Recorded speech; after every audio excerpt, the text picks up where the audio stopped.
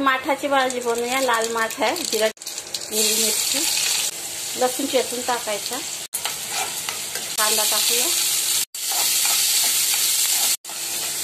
थोडासा हिंग,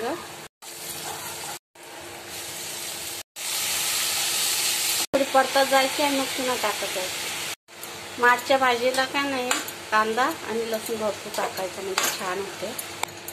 भाजी छान परतून घेतलेली आहे। आता झाकण ठेवून बारीक गॅसवर मस्त शिजवायची। आता चवीप्रमाणे मीठ टाकायचं आहे।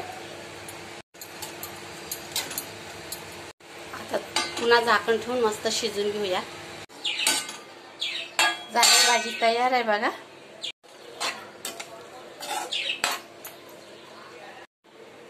लाल माठ कुणाकुणाला आवडतं त्यांनी पटकन सबस्क्राईब करा। चला आता